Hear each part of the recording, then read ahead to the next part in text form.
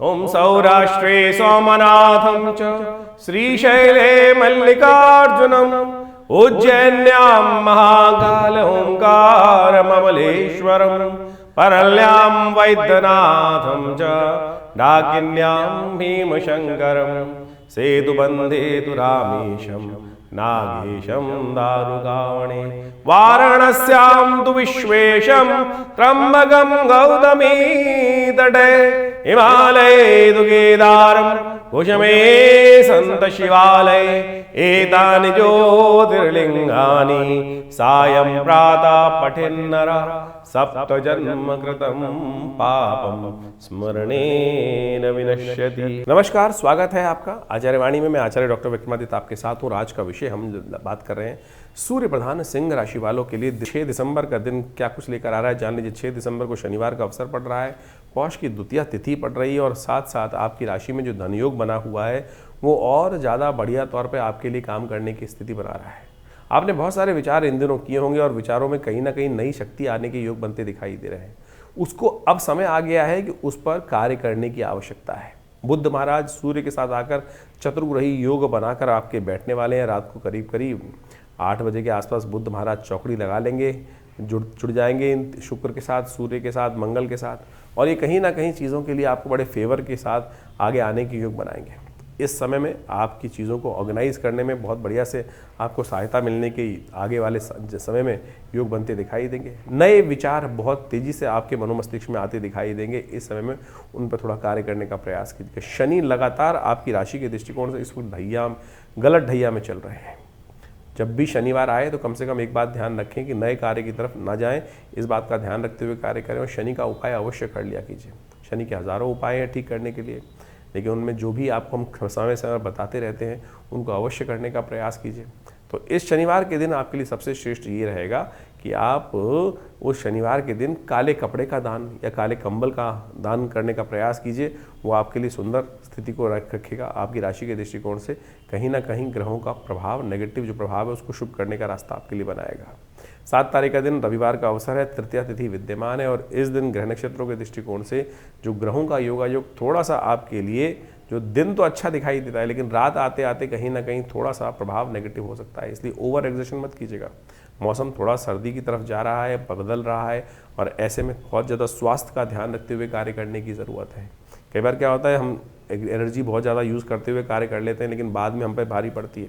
इस दिन मंगल को एक नई शक्ति प्राप्त होने के योग बन रहे हैं। मंगल जो है वो केतु के नक्षत्र में प्रवेश करते दिखाई दे रहे हैं। एक नई उम्मीद उनमें जागती दिखाई दे रही है और ऐसे में कुछ नए आपको उसका प्रभाव प्राप्त होने के योग भी दिखाई देते हैं। भद्रा है, नए कार्यों में हाथ न डालें। 7:55 से आरंभ होगी और शाम के करीब 6:30 बजे तक रहेगी।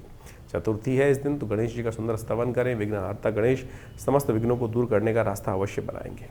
8 तारीख का दिन सोमवार का अवसर है, चतुर्थी तिथि इस दिन विद्यमान है और इस दिन आपकी राशि के दृष्टिकोण से देखा जाए तो ग्रह थोड़े से हल्के दिखाई दे रहे हैं स्वास्थ्य के मामले में। अननेसेसरी खर्चे थोड़े परेशान कर सकते हैं। जो भी कार्य करें बहुत जो है वो जो है आपके नियमों की परिधि में रहते हुए कार्य करने की ज़रूरत है। नियम से बाहर जाना आप पर भारी पड़ता दिखाई दे रहा है। तो ऐसे में विशेष तौर पर स्वास्थ्य का भी ध्यान रखते हुए कार्य करने का प्रयास करें। सुबह सुबह महामृत्युंजय मंत्र का जप करना आपके लिए अच्छा रहेगा। किसी भी नए कार्य को आरंभ करने के लिए दिन अच्छा दिखाई देता है क्योंकि इस दिन सर्वार्थ सिद्ध योग है। कोई नई खरीदारी करनी हो, नई चीज़ें लानी हो, नया कार्य आरंभ करना हो, उसके लिए सर्वार्थ सिद्ध योग पूरे दिन विद्यमान रहेगा। 8 तारीख का दिन मंगलवार का अवसर है और सिंह राशि वालों के लिए ग्रहों की गणना विशेष तौर पर दिखा रही है एक महत्वपूर्ण परिवर्तन का योग। इस दिन बुध और शुक्र दोनों शक्ति में एक नया परिवर्तन करने के योग बनाते दिखाई दे रहे हैं। शुक्र जो हैं वो बुध के नक्षत्र में प्रवेश करेंगे और बुध जो हैं वो शनि के नक्षत्र में प्रवेश करते दिखाई दे रहे हैं। अनुराधा और ज्येष्ठा नक्षत्र का जो संयोग इन दोनों ग्रहों के साथ बनने की स्थिति बन रही है, ये कहीं ना कहीं आपकी राशि के दृष्टिकोण से जो है वो चतुर्ग्रही योग जो बना हुआ है वो आपके राशि के दृष्टिकोण से मान के चलें आपके लिए अच्छा फल देने की योग बना रहा है।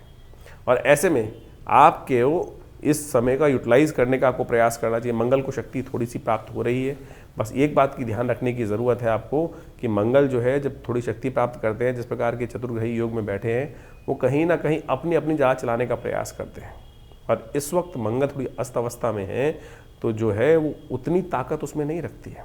या तो इतनी ताकत हो कि हम सब कुछ कंट्रोल अपने हाथ में कर लें। नहीं तो कई बार क्या होता है कि सूर्य के साथ आने के कारण से वो शक्ति थोड़ी हवा ज़्यादा दिखाई देती है, शक्ति थोड़ी कम होती है।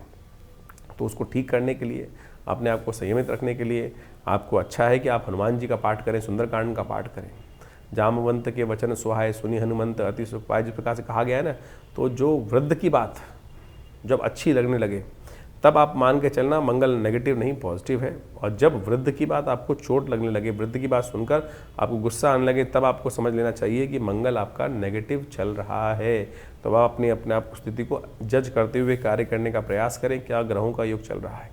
इस शुभ योग में आपने ग्रहों का परिवर्तन के साथ साथ हमने, क्योंकि मंगल 6 महीने नेगेटिव चल रहा है, हमने एक विशेष प्रयोग किया है आश्रम पर ग्रहों को ठीक करने के लिए। हमने मंगल ग्रह शांति महायज्ञ रखा है, हर मंगलवार पे रहता है। आप सब लोग भी उसमें भाग ले सकते हैं। उसमें सुंदरकांड का पाठ रहता है, हनुमान जी को चूल्हा रहता है, सवा मनी का भोग रहता है। तो ये व्यवस्था लगातार चल रही है। तो आप विवेकानंद योगाश्रम से जुड़ सकते हैं। नंबर्स आपके सामने फ़ोन पे चल रहे हैं, और स्वयं भी इस यज्ञ में भाग लें। और उसके लिए कोई बहुत बड़ा शुल्क नहीं देना होता है, सब व्यवस्थाएँ जो हैं वो फ्री रहती हैं। तो आप आश्रम में आके जुड़कर इन सब व्यवस्थाओं का लाभ ले सकते हैं। दिल्ली में स्थित विवेकानंद योगाश्रम जमुना पार क्षेत्र में है और लक्ष्मी नगर क्षेत्र में स्थित है।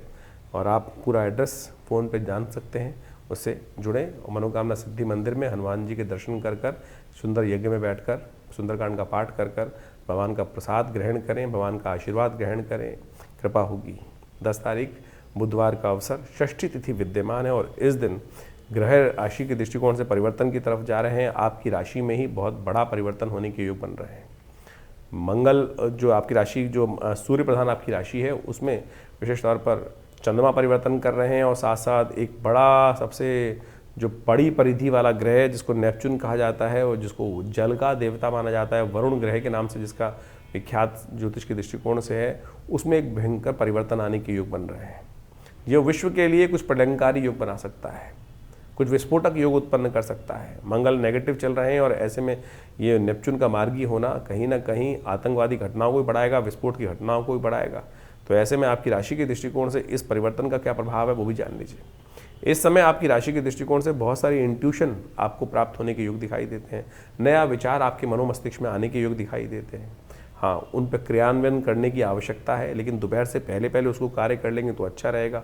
बहुत ज़्यादा डिले करेंगे तो कहीं ना कहीं चीज़ें आपके हाथ से निकलने के योग बन सकते हैं। दोपहर के बाद का समय ठीक नहीं है, दोपहर से पहले का समय आपके लिए बड़ा फेवरेबल दिखाई देता है।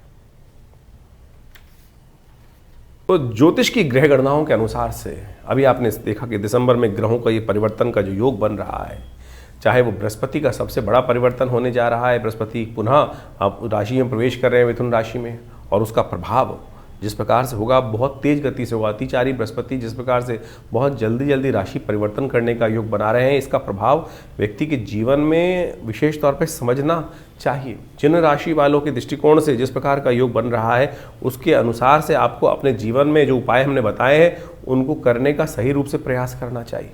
सत्य माने ये ग्रहों की गणना जो है वो वास्तविक तौर पे आपके जीवन में ऐसा प्रभाव डालती है जो आपकी राशि के अनुसार से आपको समझ में आया है।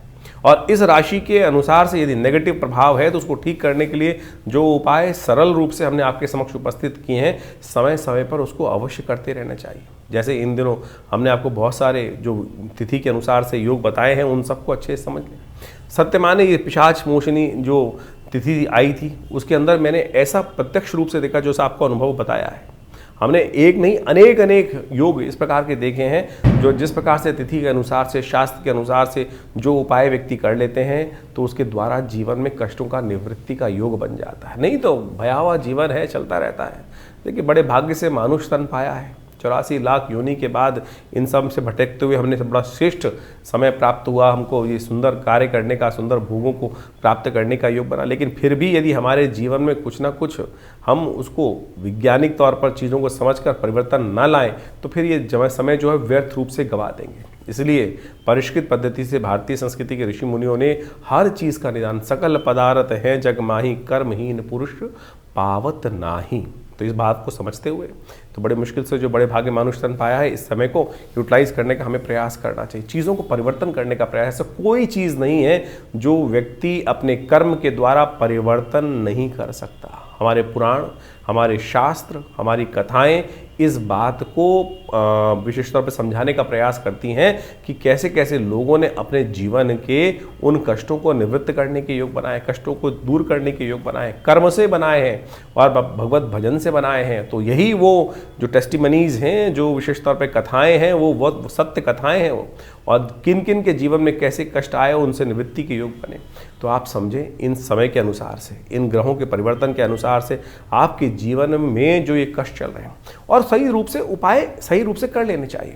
हमने इस कार्यक्रम के माध्यम से आपके समक्ष ज्योतिष की जो विभिन्न शाखाएं हैं, चाहे वो मंत्र विज्ञान के निदान के माध्यम है, चाहे वो दान के माध्यम से निदान का मार्ग है, या फिर वो विभिन्न प्रकार के जो भी और उपाय हो सकते हैं, चाहे वो शास्त्र में लाल किताब हो गए और विभिन्न विभिन्न पुस्तकों के माध्यम से, पाराशरी ज्योतिष के माध्यम से, वैदिक ज्योतिष के माध्यम से जो जो उपाय हो सकते हैं वो सरल रूप से हमने आपके समक्ष रखने का प्रयास किया है। आशा करते हैं इन सब चीज़ों को आप समझकर अपने जीवन में परिवर्तन, अपने बच्चों के जीवन में परिवर्तन, अपने समस्त प्रेमी जनों के जीवन में परिवर्तन लाने के लिए हमें सुंदर प्रयास करना चाहिए। एक बहुत सारे विचित्र भाव लोग कई बार पूछ लेते हैं, कई बार व्हाट्सअप भी करके भेजते हैं कि हमारी नाम राशि के अनुसार से भी क्या भविष्य मिलेगा। अरे बिल्कुल मिलेगा। ज्योतिष के अंदर अनेक अनेक शाखाएं हैं। पुराने ज़माने में बहुत सारे लोग तथागत आज भी इस बात को सही से समझने का प्रयास कीजिए। लोग आप समझें कि नाम मिलाकर राशि के द्वारा जो मिलान किया जाता था विवाह से पहले, और उसके बाद एक निदान बताया जाता था। आप समझें कि किसी व्यक्ति का यदि नहीं मिल रहा है तो उपाय क्या किया जाए। जन्मपत्री के दृष्टिकोण से समझे कि वो निदान नहीं हो रहा है, तो पुराने ज़माने में कुछ लोग एक विशेष उपाय कराते थे कि शादी से पहले किसी का कोई और नाम होता था और शादी के बाद नाम बदल दिया जाता था, और उससे क्या होता था, राशि बदल जाती थी, जो नाम की राशि है वो बदल जाती थी, और उसके बाद उनके गुण मिलान कर दिया। तो ये उपाय है शास्त्रोक्त विधि के अनुसार से, न्यूमरोलॉजी के अनुसार से जो नाम में परिवर्तन कर रहे हैं वो क्या है, वो वही उसी का एक मार्ग ही तो है। ये भी एक निदान के सहस्त्रों निदानों में से एक मार्ग है। तो इसलिए हर चीज़ का जवाब है। तो कोशिश ये करें इन सरल ज्योतिष के माध्यमों से अपने जीवन को समझें, समय को समझें, व्यर्थ ना गंवाएं। कुछ लोग हैं जो तथाकथित तौर पे आपके मनोमस्तिष्क को भ्रमित करने का प्रयास कर सकते हैं। अरे कुछ नहीं होता, ज्योतिष के माध्यम से कुछ नहीं होता। लाखों लोगों ने अपने समय को समझकर परिवर्तन के सुंदर योग बनाए। और हम नित्यपति देखते हैं, लोग आते हैं, कष्ट चल रहा होता है, और वो भार को काटने के लिए मंत्र का अनुष्ठान, दुर्गा सप्तशती का पाठ, रुद्राभिषेक, विभिन्न मंत्रों के जाप, महामृत्युंजय हो गए, चाहे विभिन्न ग्रहों के पाठ किए जाते हैं, तो भार कटता है। बिल्कुल कर्म का भाग कर्म के द्वारा ही काटा जा सकता है, और पुण्य कर्मों के द्वारा तो भार बहुत जल्दी से कट जाता है। तो इसलिए इन सब आप जो उपाय आपके ज्योतिष के दृष्टिकोण से, आपकी राशि के दृष्टिकोण से, आपके जन्मपत्री के दृष्टिकोण से सबसे देखिए स्टेप बाय स्टेप समझने का प्रयास करें। ज्योतिष के अंदर सूक्ष्म जितना होता जाएगा उतना चमत्कारिक प्रभाव आपके मनोमस्तिष्क पर उसका हो सकता है। राशि बहुत स्थूल है, बहुत मोटा चीज़ है। उसके बाद जो अगर देखें ज्योतिष के दृष्टिकोण से और सूक्ष्म कर लिया गया तो जन्मपत्री पद्धति बना दी गई। जन्मपत्री में सहस्त्रों कुंडलियाँ बनती हैं। उन सब के माध्यम से भविष्य को देखने की एक नज़रिया प्राप्त होता है, एक समझ प्राप्त होती है, और उसके अनुसार से हमारे जीवन में जो घटनाक्रम चल रहा है वो हमें समझ में आ जाता है। तो उसको परिवर्तन करने के लिए हमारे विद्वान ज्योतिष विदों ने अनेक वर्षों से, लाखों वर्षों से उन सब पद्धतियों को हमारे इन कथाओं के माध्यम से उपस्थित किया है। यही वैदिक ज्योतिष है। यही वैदिक ज्योतिष के माध्यम से हम आपको जो भी आपके जन्मपत्री में जन्म के अनुसार से चीज़ों को होने वाले हैं उन सब निदानों को बताने का प्रयास करते हैं। तो ये सब कथाओं को आप विश्वास के साथ, जो हमारा कार्यक्रम है उसको विश्वास के साथ समझने का प्रयास करें। आपके तमाम प्रश्नों का निदान आप इसी कार्यक्रम के माध्यम से अवश्य देने का प्रयास करते हैं। और जैसे जैसे हमारे आश्रम में विभिन्न कार्यक्रम समय समय पर चलते हैं उन सब में आप स्वयं सम्मिलित हो सकते हैं। जैसे रविवार वाला यज्ञ है उसमें आप सम्मिलित हो सकते हैं। इसके अलावा मंगलवार को सुंदरकांड का कार्यक्रम होता है उसमें आप सम्मिलित हो सकते हैं। विभिन्न उत्सव समय समय पर होते रहते हैं, उन सब के निमंत्रण हम आपको देते रहते हैं। और आप उसमें व्यवस्था जान लीजिए, उसमें कोई शुल्क आश्रम की तरफ से नहीं लिया जाता। कुछ लोग हैं, हमारे को कंप्लेंट आती रहती है, हमारे नाम से कोई आपको जन्मपत्री या कोई भी निदान करने के लिए पैसे मांग रहा है, तो कम से कम ये देख लें कि हमारे आश्रम से कोई ऐसे पैसे की लेन देन की व्यवस्था नहीं होती है, हम कोशिश नहीं करते हैं। तो आप सरल रूप से आश्रम पे आइए। हर रविवार को हम स्वयं मिलते हैं आप सबसे और आपके प्रश्नों का निदान भी देने का प्रयास करते हैं। हाँ, ज्योतिष की जो जन्मपत्री दिखाने का शुल्क होता है वो जरूर आश्रम की व्यवस्थाओं को चलाने के लिए आवश्यक है, वो सब चाहिए भी होता है। और आप चाहें तो आप स्वयं सम्मिलित हों भगवती के इस यज्ञ में, विभिन्न कार्यक्रमों में जो ये विवेकानंद योगाश्रम की तरफ से हम चलाते हैं। हॉस्पिटल भी चला रहे हैं, एक बहुत बड़ा जो 100 बेड का हॉस्पिटल है विवेकानंद योगाश्रम हॉस्पिटल। प्राकृतिक चिकित्सा, योग, आयुर्वेद, फिजियोथेरेपी और बहुत बड़ा भी एलोपैथिक का भी विंग हम आश्रम में उन व्यवस्थाओं में जोड़ने का प्रयास कर रहे हैं। आप सबके में हम साथ का अपेक्षा भी करते हैं। आइए जुड़िए हमारी संस्था के साथ और जनमानस की सेवा में लगिए और परमात्मा के भजन में लगिए सत्य रूप से। और साथ साथ बहुत सारे और भी कार्य, चाहे गौशाला का कार्य आश्रम में चल रहा है, सदा व्रत का कार्य चल रहा है, यानी भंडारा भी चलता है, गरीबों को भोजन कराने की व्यवस्था होती है। हर महीने कम से कम आप मान के चले कि लाखों लोगों को, चाहे वो विभिन्न मार्ग से जो आयुर्वेदिक औषधियाँ हैं उनका वितरण कराने का हम प्रयास करते हैं। करीब करीब हमने जो अपनी व्यवस्था आश्रम की तरफ से देखी है तो करीब करीब हर महीने करीब हम 20 से 30 लाख रुपए की जो मेडिसिन्स हैं, दवाइयाँ हैं, जो विभिन्न हमारे को आश्रम में विभिन्न सहयोगों से प्राप्त होती हैं, वो सब पूरे क्षेत्र में हम वितरण करने का भी प्रयास करते हैं। सर्दियों में कपड़े, वस्त्र इत्यादि, गर्म वस्त्र इत्यादि वितरण करने का प्रयास करते हैं। गरीबों में खाने भोजन की व्यवस्था करने का प्रयास करते हैं। तो ये सब समाज के कार्य आश्रम की तरफ से चल रहे हैं। आप भी स्वयं इन सब कार्यों में जुड़ें। आप सबको ये जीवन में शुभ होगा, कल्याण होगा और आनंद के योग बनेंगे। धन्यवाद।